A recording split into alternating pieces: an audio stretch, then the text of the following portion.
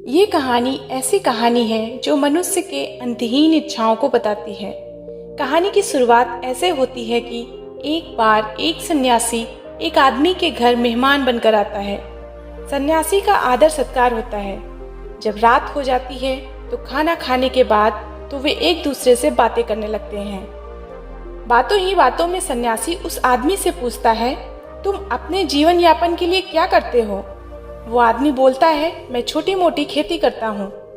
सन्यासी आदमी से बोलता है कि तुम यहाँ पर छोटी मोटी खेती कर रहे हो, तुम साइबेरिया क्यों नहीं चले जाते? वहाँ तो जमीन इतनी सस्ती है कि एक तरह से मुफ्त में मिलती है। तुम यहाँ पर जमीन जायदाद बेचो और वहीं चले जाओ।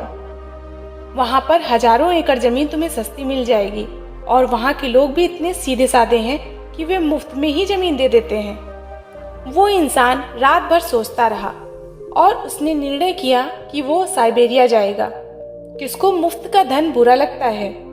अगले ही दिन वो सारा जमीन जायदाद बेचकर साइबेरिया की तरफ चल पड़ा। वहां पहुंचा तो पता चला जो सन्यासी ने जो बात बोली थी वो सच थी। उसने वहां के लोगों से पूछा कि यहाँ पर मैं जमीन खरीदना चाहता हूँ।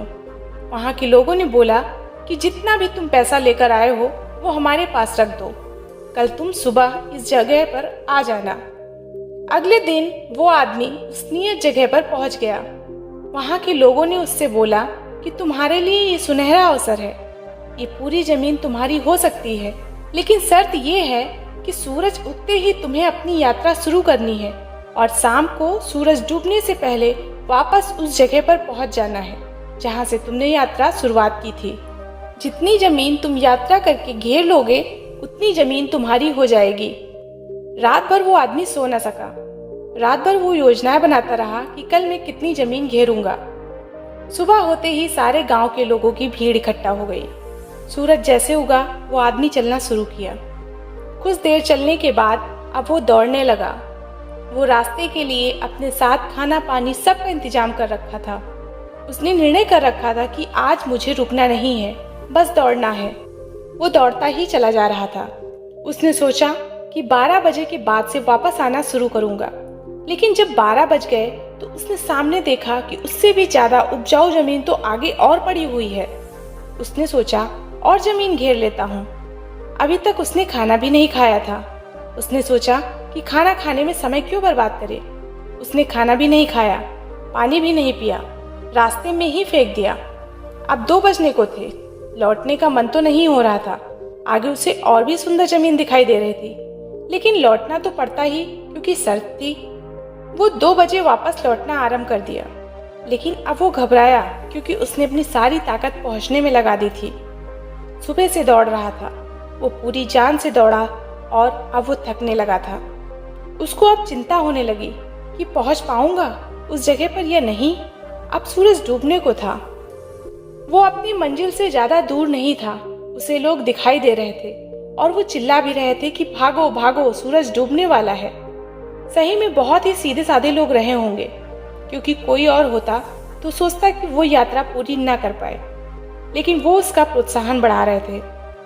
उस इंसान ने अपनी आखिरी दम लगा दी। वो और तेज भागा। इधर सूरज डूब रहा था, उधर वो भाग रहा था। वो जमीन पर गिर पड़ा। सूरज की आखिरी कोर क्षितिज पर रह गई थी। अब वो अपने शरीर को घसीटते हुए आगे बढ़ने लगा, लेकिन जैसे ही वो उस जगह पर पहुंचा वहां सूरज डूबा और वहीं पर उसने दम तोड़ दिया। सारे गांव के लोग, जिन्हें वो सीधे साधे लोग समझता था, वे हंस रहे थे। वे एक दूसरे से बात करने लगे, यहाँ तो हर दिन ऐसे पागल लोग आते रहते हैं, ये कोई अपवाद नहीं है। यहाँ आज तक कोई ऐसा आदमी नहीं आया कि जो इस जमीन का मालिक बन सके। इस कहानी का सार यही है कि ये कहानी हमारी कहानी है, हमारी जिंदगी की कहानी है, हम सब की जिंदगी की कहानी है। यही तो हम कर रहे हैं, दौड़ रहे हैं कि कितनी जमीन घेर लें, कितना पैसा इकट्ठा कर लें। 12 भी बज जाते हैं, दोपहर भी आ जाती है, लौटने का भी समय होने लगता है, मगर हम सोचते हैं थोड़ा और दौड़ ले। न हमें खाने की फिक्र है, न प्यास की फिक्र है। हमारे पास जीने का समय कहाँ है। जिंदगी मिली है जीने के लिए और हम हैं कि केवल पैसे इकट्ठा करने में ही लगे हैं। गरीब मर जाते हैं भूखे, और अमीर भी मर जाते हैं भूखे। यहाँ कभी कोई नहीं जी पाता। जीने के लिए थोड़ी विश्रांति चाहिए, जीने के लिए थोड़ी समझ चाहिए। जीवन मुफ्त नहीं मिलता, बोध चाहिए।